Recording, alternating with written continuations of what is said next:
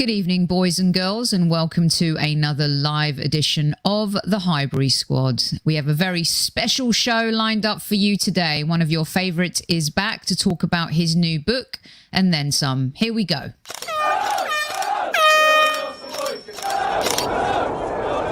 Mind the gap between the train and the platform. Please stand clear of the discussion doors. The next stop is Highbury Squad.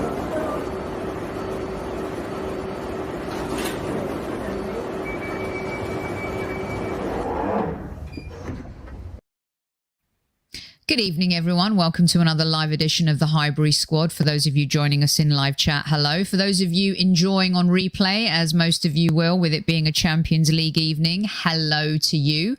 Welcome back to the show, my podcast brother from another mother, Mr. Super Kev, Super Kevin Campbell.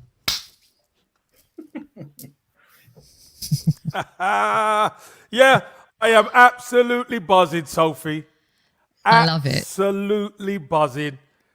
Been think working hard. I've been having had a great meeting today with Aesthetis, a company called Aesthetis Art, and we're going to be doing some NFT on the XRP ledger moving forward. Okay.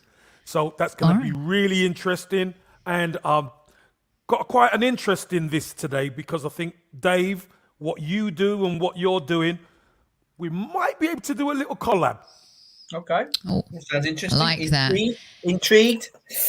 Well, welcome back to the show. The last time you saw him, he was on our live show, and he's also been part of our Evergreen series. And he is a very beloved figure in the Arsenal community, has penned several books about the Gunners, including a couple on the legend Geordie Armstrong, Arsene Wenger. And his new book, Arsenal for Everyone, is out. Welcome back to the show, Dave Seager. Good evening, everybody. Thank you for inviting me back.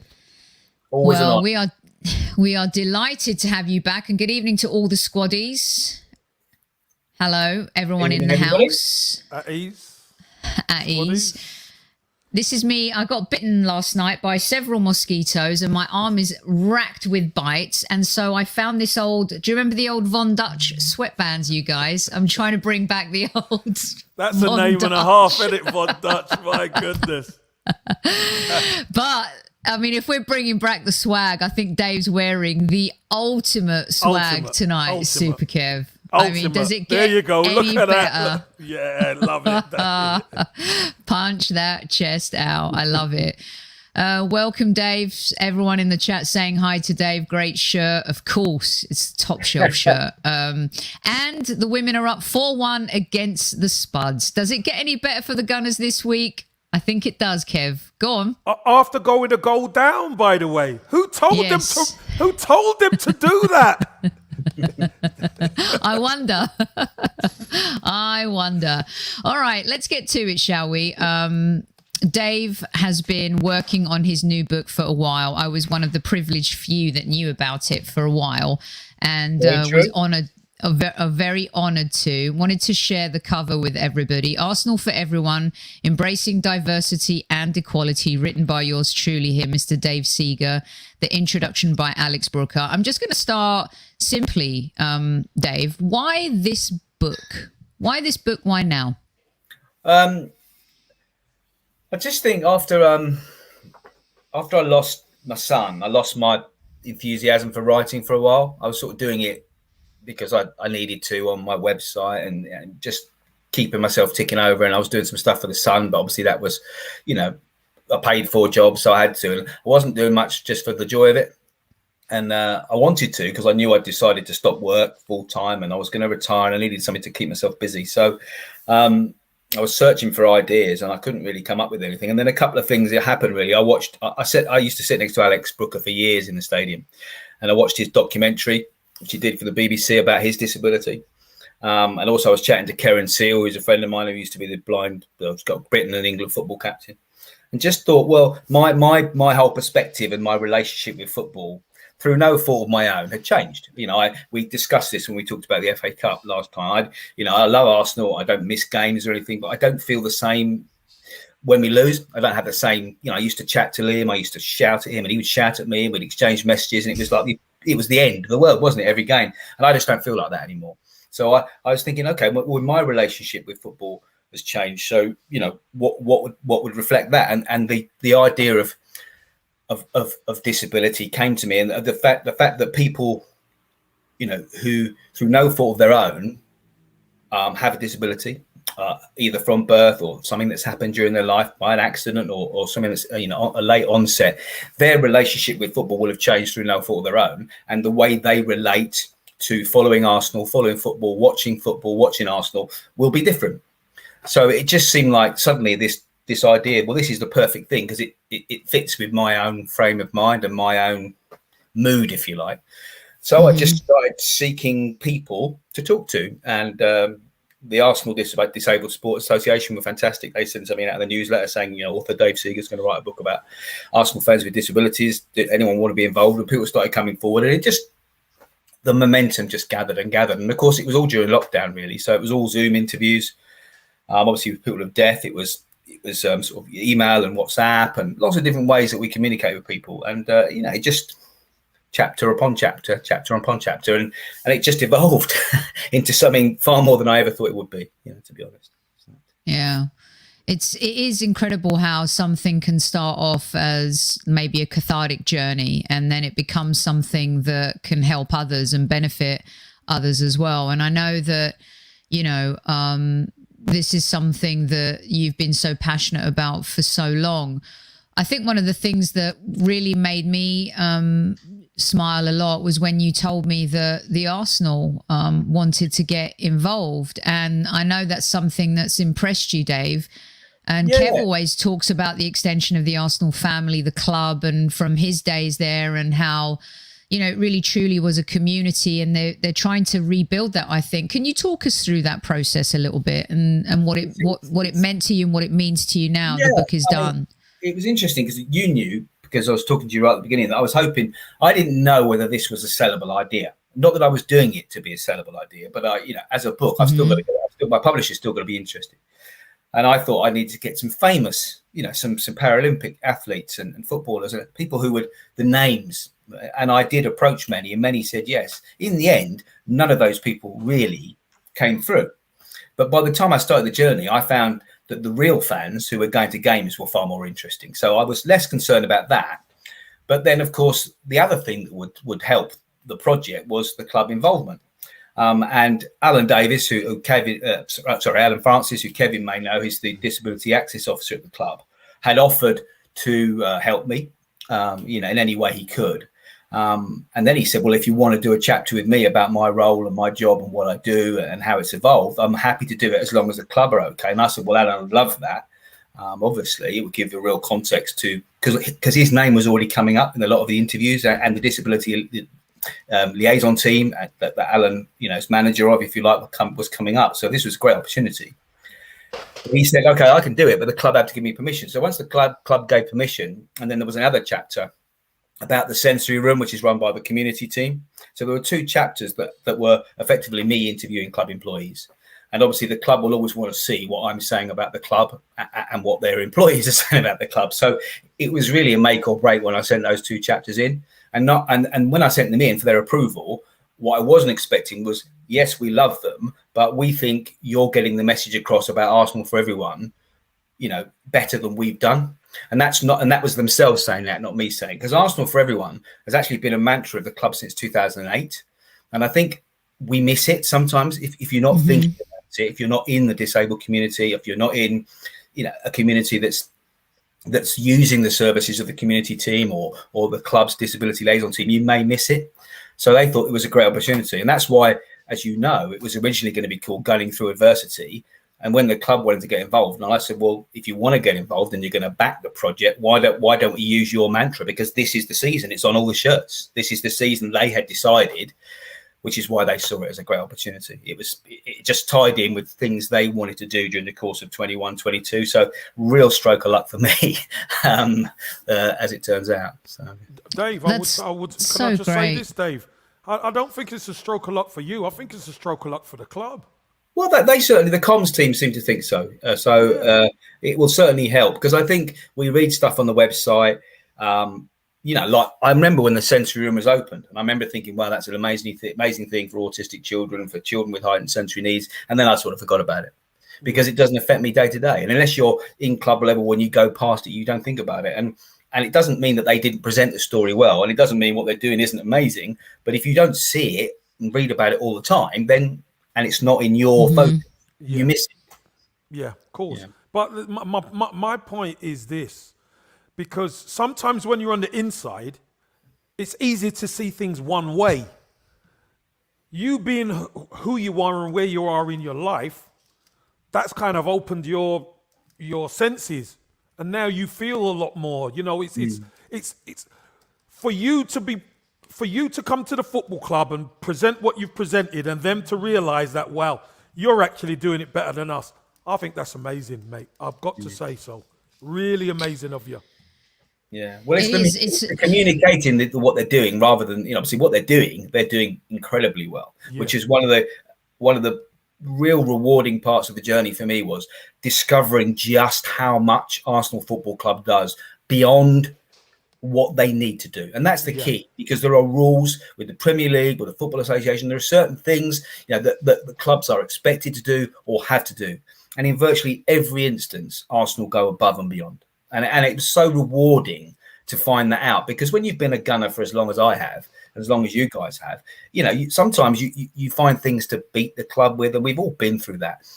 And when you find things that just make you so proud to be associated with this football club, that's an incredible thing that you just don't expect, you know, and it's been so gratifying in that sense, you know. Brilliant. Yeah, Brilliant. It's really true, and there's a few comments in chat about, you know, how everyone's made welcome in the Arsenal family, an inspirational story from you. Sometimes that Mo just wrote that we forget that the club are people too, and so to see them, you know, get behind this project, I think is really heartwarming. And I think sometimes that we do forget just how much is done in the community, because we're so focused on the football, Dave. We're so focused on results. We're so focused on, you know, post-game, pre-game, halftime, that we forget that on game day, there are so many facets, so many different people from all walks of life, and some who have more challenges than others. And you've seen it firsthand. And to see your book come out that highlights all of these components and these humans who do very special things, I think is incredible. Yeah, no, it is. I think when we were all going through the whole, you know, European Super League thing and the Kroenke out thing, well, she's obviously probably still there for a lot of people. And there was the demonstrations at the Everton game.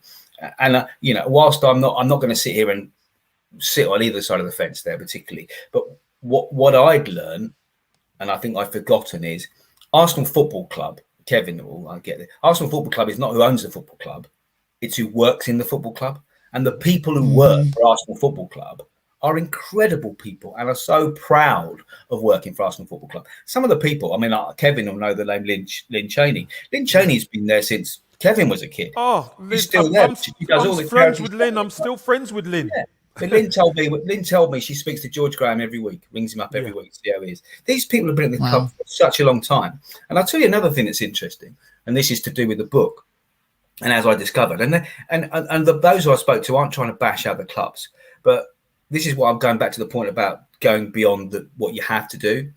Every club in the Premier League has to have either a disability liaison officer or a disability access officer. Now you can choose; they have slightly different roles and remits. Arsenal have both. Mm-hmm.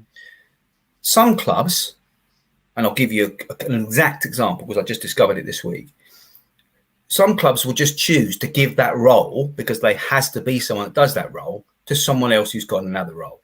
And the example that Alan Francis used, not particularly picking on this individual or any club, was it would be like me and Mark Brindle having the same, doing both roles. You know, so Mark went and I had to do his job, or I went and Mark had to do my job. They're completely disabled supporters, liaison, disability access officer, or just member supporters.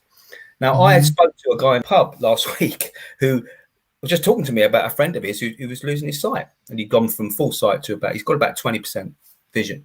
And he used to be a regular at St Mary's. I've moved back to Hampshire, a Southampton fan. Didn't know the that he could go, didn't know there was anybody was going to be helping. So I literally in the pub went on my phone, found the name and the email address of the disability liaison officer at Southampton. I saw him again this week. He said, Dave, that was amazing. I emailed for my friend. We've got it all set up. I've filled in the forms. I've got tickets. I can go with him as his companion. And he showed me the email. And the email was from the person whose name I've given him. It said member services officer. So there's an example. He's obviously doing both roles, and that's a Premier League football club. Whereas Arsenal, they've got a disability liaison officer and a disability access officer and a whole team. You know, it's just different level. Doing it properly. Yeah. Unreal. And you know, we have someone in chat, a regular listener, Demsek, who, you know, is talking about hidden disabilities and how, you know, his children are experiencing that. And so these kinds of books and the work that you do, they give strength to, you know, folks like Demsek, who good people just, you know, trying to get through, you know, daily life and stuff like that. And another listener is talking about, you know, social anxiety disorder. And I think that these books, Dave, you know, really allow people and give them permission to open up. And with everything you've been through in life over the last 2.5 years, and now writing this book, what have you learned, you know, just with the people that you've interacted with, but also just through your own journey and then putting this together? What have you learned? There are so many life lessons that you can learn as an individual. But in the context of football is, you know, we really need to stop moaning about the things, well, A, the things that we can't control, and B, you know, when we look in our everyday life, when we've got 4 limbs, all our senses, we can go to football on our own terms, you know, just really, we need to stop moaning and give things some context. Because these people that I've interviewed, they're in wheelchairs, they're deaf, they're blind. I've got a guy who's got Usher's syndrome, who's basically profoundly deaf, and now about 70% of his vision's gone, and it will get to the point where he has no hearing and no vision. My last question: are you going to carry on going to the Emirates? Of course. I mean, we're sitting there watching the game, hearing the game, seeing the ball hit the back of the net, and we're moaning. And there's someone there who, you know, it's just he's fully committed. He's fully committed. Yeah, but you've got to give context to these things, and you know, when you bump into someone or someone's slowing a queue down in a shop because they're disabled, you've really got to start thinking, what am I like? Why am I tutting? You know, not that I do, but people do. And it's just really, I mean, they reckon there's 14 million households in the United Kingdom that have got a registered disabled person of some description in it. It's the purple pound, as much as anything, is massively significant to people. And football clubs are no different to shops or to retail outlets of any description. You've got to cater for these people because it isn't abnormal, it's normal. You know, there are so many people with disabilities, and we've just got to, you know, embrace this Arsenal for everyone type attitude, that, you know, and be accessible, be inclusive, welcome diversity. And obviously I'm just touching on an aspect in disability. I haven't done that. This isn't about, there aren't people in the book with, well, there are people who've got mental health issues as a result of disability, but I haven't focused on that. It's a whole other book you could do, isn't it? Yeah. But yeah, so the two sides to it, you know, I've learned how much more I love my football club than I already did, because I'm so proud of what they do. And I just learned that I can't moan, you know. You have to look on the positive sides if you can, because there are so many people worse off than you all the time, and they don't moan. No one in the book was moaning, you know. I'm sure patience is another one, isn't it? Yeah.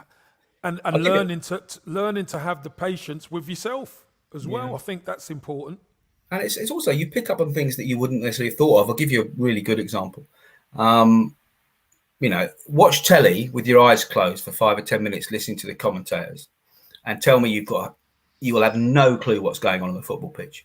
Because the commentators today on television and their sidekicks, the pundits, you know, in the pockets, running into space, it doesn't mean anything if you're blind and you're listening to that commentary. You need, you know, Davis pass to Thomas park to Righty, Wright put it through Campbell put it in the top corner. You need that ball by ball commentary to understand what's going on. And the Premier League, the radio's slightly better, but even that's not great. and all the people, there were four individuals in the chapter in the book who are blind, and they've all got different experiences.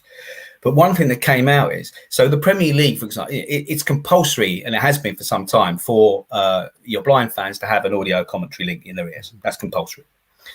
But what's not compulsory is how that's provided. None of the able-bodied fans listening to this will probably know this. I didn't know this. So a lot of clubs will just link it to their normal commentary. So, you'll get Kev's old mate David Hillier, talking rubbish as he does. But, only kidding, Hills. But, so you'll get a normal punditry, or they'll link it to their local radio station. Now, if they link it to the radio station, it's going to be normally 30 seconds delayed. If they link it to their normal commentary, it's not for visually impaired. So what Arsenal do, Arsenal have got 10 staff who provide commentary, 5 on, 5 off. This is where this is starting as amazing. It gets more amazing. So there are 2 people who provide the commentary, specifically trained to provide commentary for the visually impaired or blind fans in the stadium. One's doing the commentary, one's the pundit, but it's kick by kick, tackle by tackle, pass by pass. So I said to Alan Francis, well, what are the other 3 guys doing? He said, well, we have 2 on standby doing all the kit. They're running the equipment. I said, yeah, but why do you need 5 then? He said, well, oh God, what's his name? It'll come to me in a minute. We've got a really famous blind supporter who's a painter.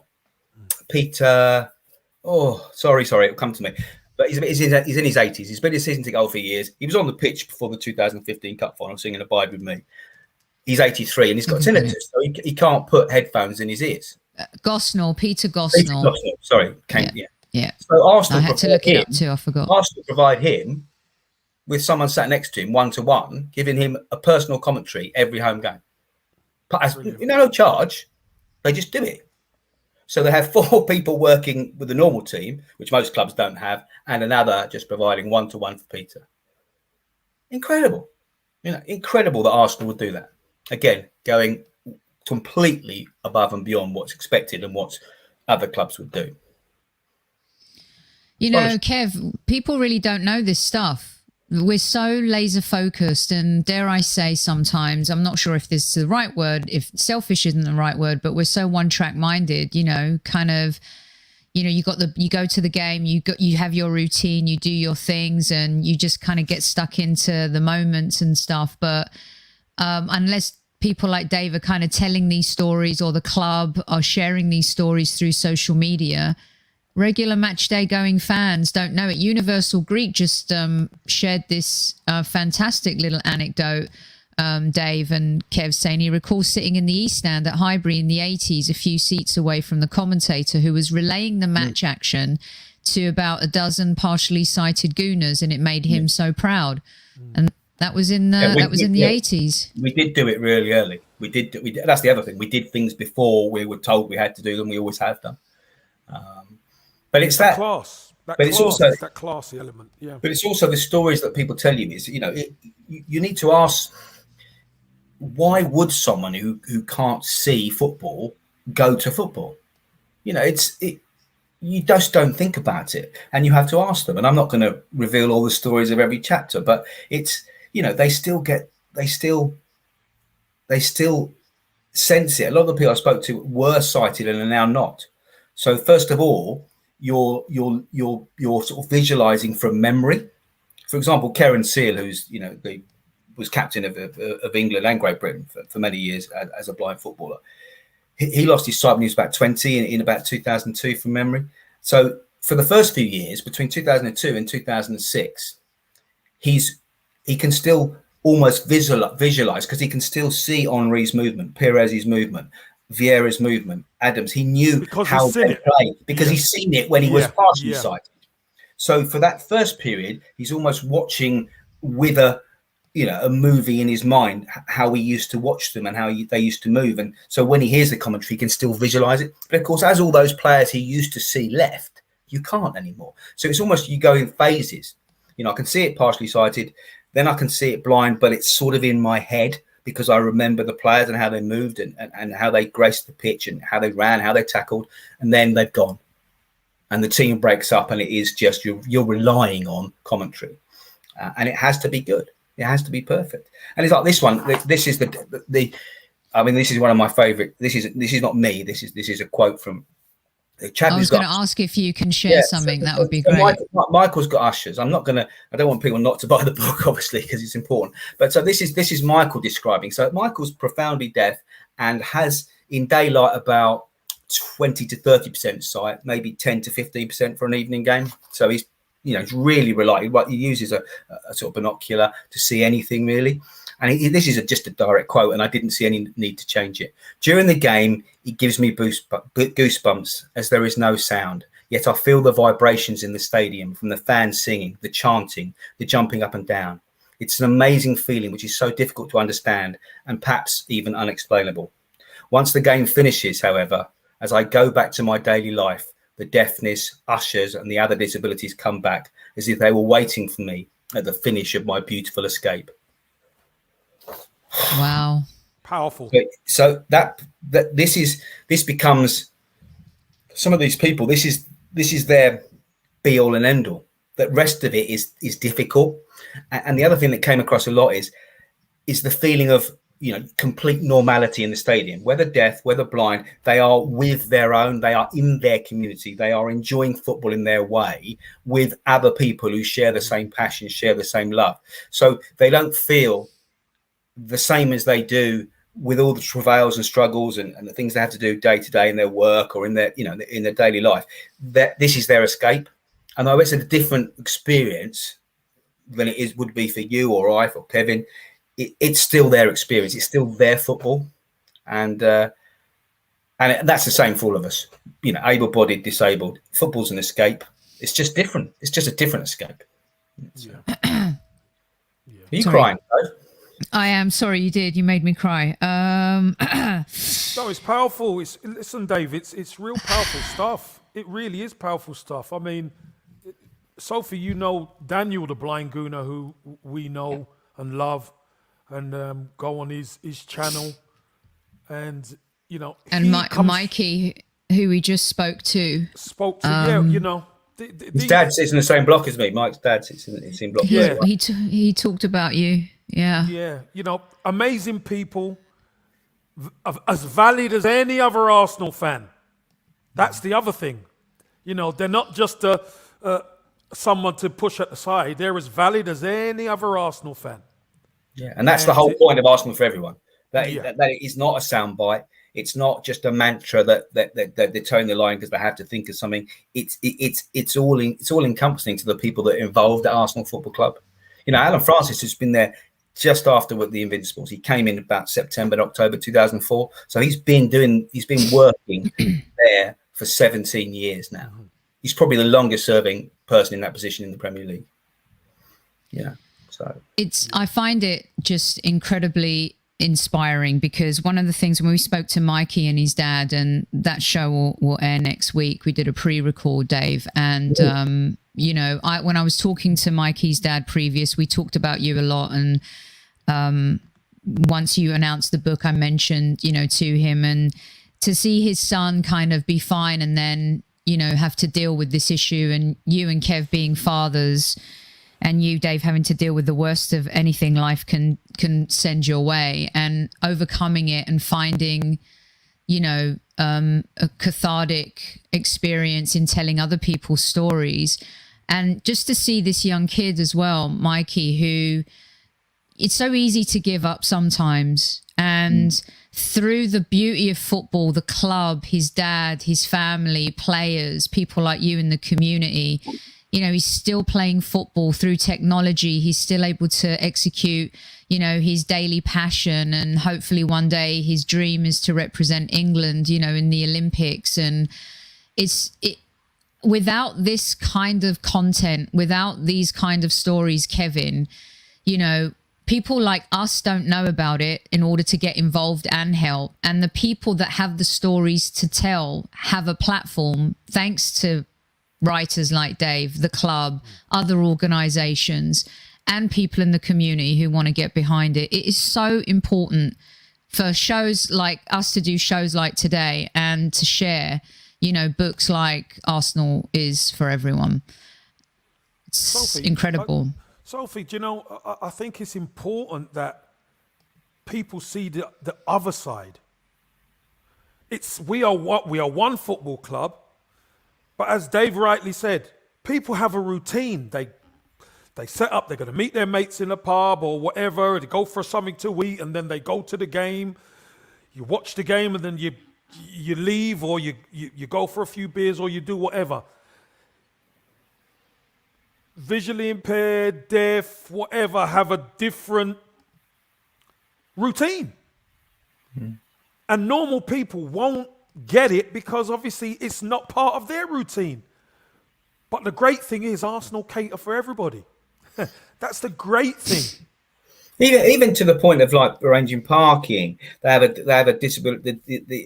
The Arsenal Disabled Sports Association have a section of the museum, the lounge there. It's a disabled lounge for their use solely on match days, and they can be there up to 2 hours before the game. You know, so you don't want to be getting involved in that last minute rush if you're walking with a frame or in a chair and these sort of things. They think of everything. And they're not resting on their laurels. They know they need to do more. And there's a couple of things that are highlighted that are being addressed that they need to do more. But, you know, they were the first club to have the full access proper disabled toilet where you can have a carer in there as well in the ground. The Arsenal sensory room is being the Dubai Olympic, the Qatar Olympics, have modelled theirs on it. They've got a pilot race courses around the country which have modelled what Arsenal do. And this has just been inspired by one guy really, Luke Howard in the Arsenal community team, who saw, what was happening at Sunderland where they had the first one, and we've just taken it above and beyond. And it's an old TV studio, but the club's backed it. The club spent a lot of money backing him, and there's only 4 occasions in the last 4 years since it opened where they've taken it back, and it was massive games like Valencia semi-final where they needed double fill, and they still found them somewhere else in the stadium. They took a box off a private individual and set it up as a sensory room. So there's just so much that the club do that we just don't see, and it's So tell us a little bit more about some of the other it's the crux of the book and who some of the listeners can expect to kind of read from Dave, and there's anything, funny anecdotes or share.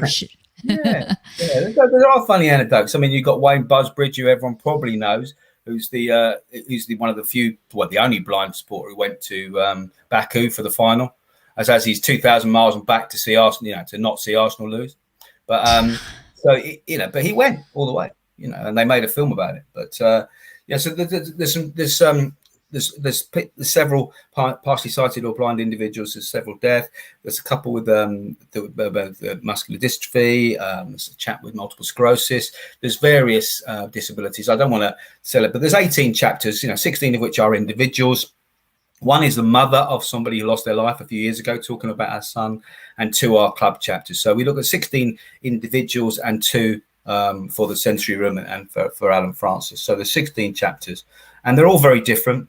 Some of them are just fans who go to games. Some of them are activists who've been campaigning with level playing field and with various. Some of them have even sat on government think tanks on this. There's some really passionate individuals sort of campaigning for equal access and complete accessibility. They just want the same. They just want to have the same experience as everyone else, as much as.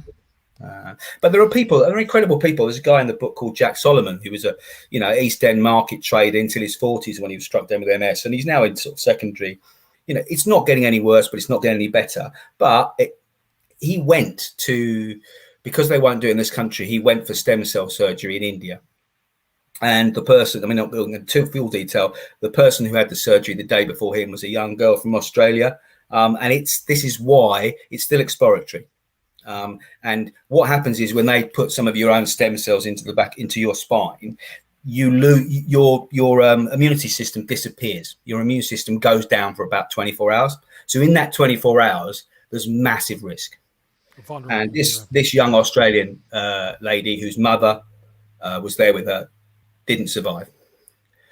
Wow. I said to Jack, surely at that point, Jack's in his 60s, why are you taking this risk? And, in the reality is, I can over egg it, but he wants to carry on going to the Arsenal. And he said, que sera, Dave. I've always lived like that. If this was a chance of me elongating my life, living a full life and still be out of the Arsenal, I thought it was worth the risk. And it worked. And his MS hasn't deteriorated ever since.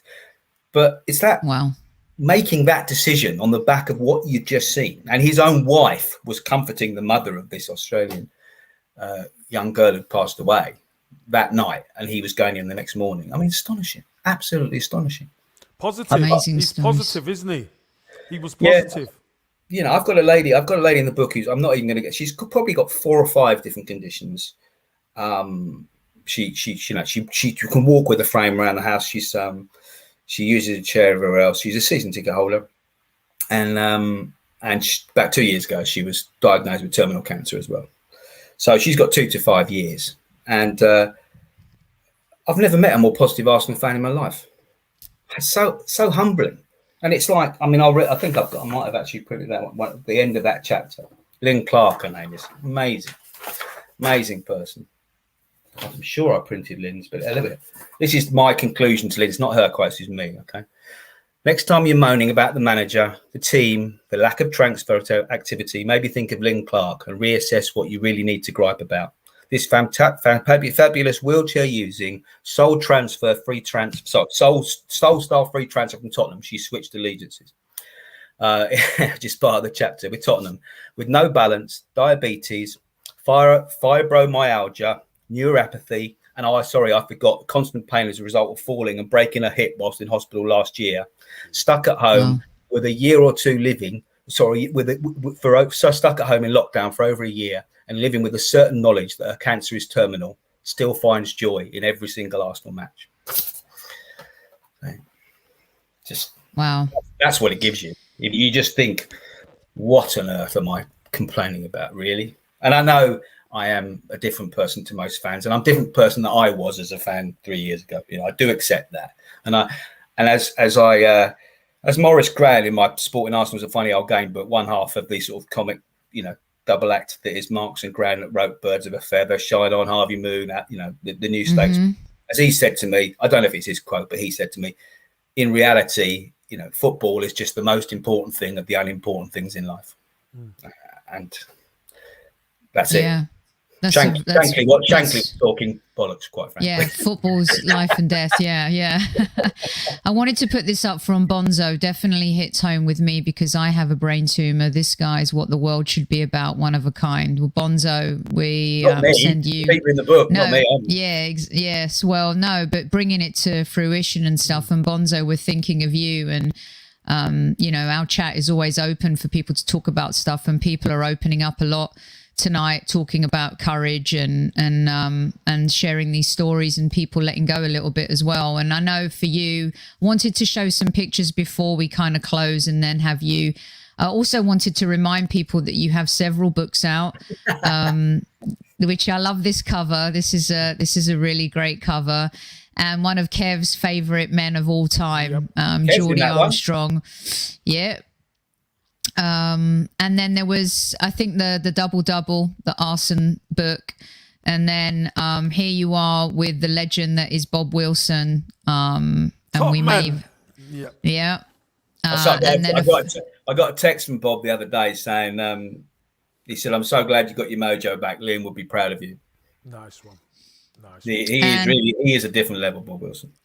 Yeah. And I think I have a picture of you, Bob, and Liam here. Well, and your daughter with Liam and Bob from the double book. And you here with Pat. And Liam. And Liam. The one he was named after, that one is. And then your inspiration for everything that you really do now. This is Liam in Africa on a trip. And I loved seeing this the other day. Can you tell us a little bit about how this came about? Because I think it came from the picture I showed earlier, right, Dave? This great picture of you guys outside the game. Obviously, I can't. That's outside the FA Cup final in 2015. I can't give the guy's name because obviously he's North Banksy, and you know that's why he wears a mask when you see him, in the same way that Banksy would. But most of what he's done has obviously been street art. You know, you might have seen the sort of Arteta one, which is sort of modelled around the sort of Marilyn Monroe Warhol picture. There's a Saka one. There's a Rocky one. Most of them are done on walls around the stadium. and he just approached a friend of mine and asked if they thought I would mind if he did something, and they gave him my 2 daughters' telephone numbers. Well, she actually, as it happened, friends of mine at Arsenal, and he approached my daughters and said, "Look, I'd like to do this with your brother and your dad. Do you think your dad would appreciate it?" So I didn't know anything about it till literally a week before I saw it. The girls had known, and my wife had known for quite some time, but they'd kept it from me. So it was a complete surprise. And then I didn't want to see it until I actually was presented with it. And I went to see the penultimate night of the new adaptation of Fever Pictures, a play been running at the Hope and Anchor, the Hope Theatre in Upper Street, just near the grounds. I went last Friday, and North Banksy came and met me afterwards with my one of my daughters and presented it to me. So I haven't found a place to put it yet. So, oops, it's there. It's very, very cool. Lower it down a little bit. Yeah, it's brilliant. Yeah, it's lovely, really brilliant. Just beautiful. Really awesome. Yeah, so really good stuff. Very humbled, very honoured. Astonishing, really.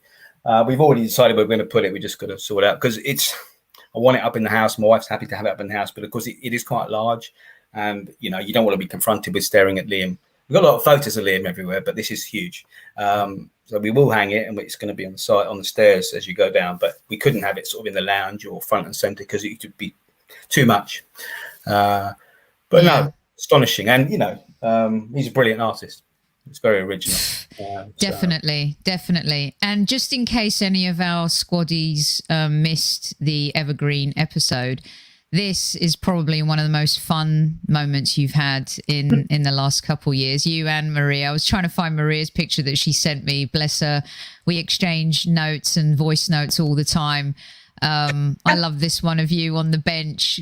Kev, you've I've sat on that bench quite a few times. Don't worry about that. What, in my back garden? Not quite that one. Not quite that one, Dave. But I've sat on the bench quite a few times. The naughty Graham bench. The naughty Graham bench. That was an incredible occasion for you, wasn't it? Kind of arcing your Arsenal story in many ways, Dave. I have to say that I'm biased. But the club have been very good to me. I mean, obviously, I hope they're good to everyone, but obviously, because of special circumstances, they've been particularly kind. And to me, although backing this book isn't anything to do with that, they're backing it because it's what they want to do. But they have been very kind and very warm-hearted towards me, definitely. Yeah, awesome stuff. Rightly so. Yeah, absolutely, definitely. I still haven't got a follow from Kevin Campbell on Twitter, though. And I haven't arrived yet. No way. Oh, Kev, you're gonna have to. Hey, listen, I don't ever see you, Dave. I didn't even know you're on Twitter. I'll be honest, I didn't even know. You know me, I try and liaise with as many people as I can, but I've never ever seen a tweet from you, Dave. So if I don't see a tweet, if I don't see a tweet, there's not much I could do. I tweeted you today, mate. You tweeted me today, so when I go and check, then I'll check. I'll see. I like it. You get a follow from a yellow for KC. No, come on, we can't give him a yellow for that. I'm gonna give him a yellow for something I've not seen. I'm gonna get a yellow for something I've not seen. God. Awesome stuff. Dave, let everyone know where they can find the book, and we would love to give a signed copy away. We will buy the book because we want to contribute, but if you can sign it for me, and then we can do a little comp for the squaddies, that would be a great thing. You up for doing that? Yeah, 100%. The final edits, proofreading is happening this week. Publishers dropping the photos in, and I'm doing the captions. It goes to print next week. You can pre-order it now, but it will land in November. The plan is, I'm not going to say the date and the match because it's not 100%, but the plan is the club are buying quite a large supply themselves, and it will be available in the Armoury. And I hope there's going to be a launch ahead of a match in the Armoury. I can't say for which date and which match, but so you can either order it on the website or you will be able to buy it from Arsenal Direct or at the Armoury or in Finsbury Park. So, but it's legends.net/Arsenal for everyone, I think, but you can tweet it out. And I will. I actually have the link, everyone, in the description of this show on the YouTube channel. So if you just hit the wee arrow, it will give you the link directly to where you can go and buy the book. And we will also put the links out, not just now, but we will continue to support the book throughout time. You can, yes, I was going to say, if there's something that you haven't covered. I forgot that Alex Brooker from The Last Leg, who's one of the inspirations behind the book and my close friend, is patron of a charity called Penathlon Challenge. So that's the charity that I'm linking the book to. So £1 of every small royalty I get is going to Penathlon Challenge. And what Penathlon Challenge do is they encourage competitive sporting events in special schools and schools for disabled children. So they compete with each other, school to school, competition. They aren't necessarily the same sort of sports days you and I might have participated in, but they are competitive sports and they encourage that. So £1 of every book will go to that charity as well. So I should have mentioned. That's fantastic. That's fantastic. And you're right, Keith, smash the likes if you're for inclusion and diversity and equality. And Dave's book is amazing. Dave's amazing. And Dave, let them know where they can find you. I know a few of our listeners know you write for Gunners Town. Your work is also spread across the national newspapers, and also your Twitter handle, because I'll make a note for Kev, and I might be able to get on board on that as well, Dave. Yeah, well, no, I am the co-owner of gunnerstown.com, which I write for occasionally, well, once a week probably, but we've got loads of talented writers, and it's a platform for people who start writing about Arsenal, and people have gone on to be proper journalists with newspapers, so it's a platform. Gunner Dave 66 is me. Dave Seager 66 on Insta. That's right. I'm following you now, Dave. There you go. Right, I'm going to unfollow him now. Yeah, don't unfollow me.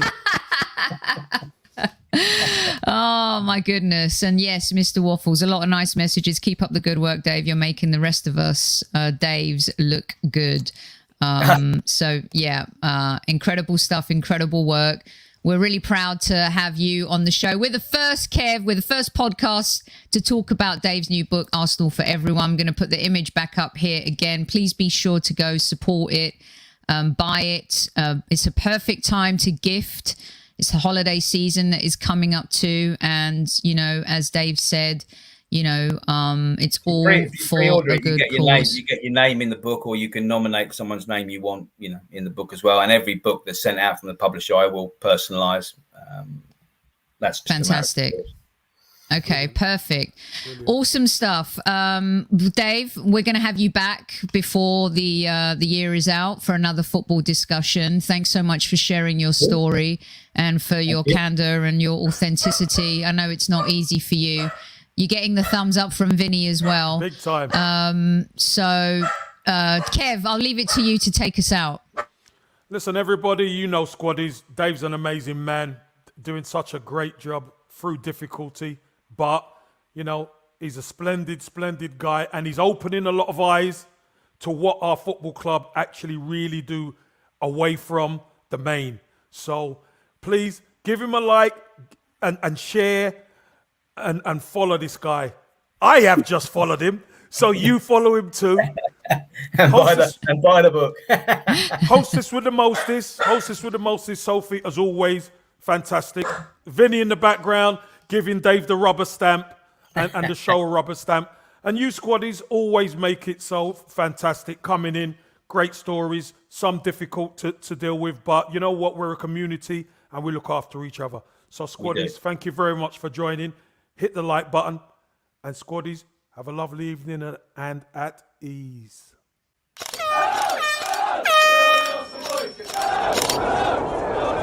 Mind the gap between the train and the platform. Please stand clear of the discussion doors. The next stop is Highbury Squad.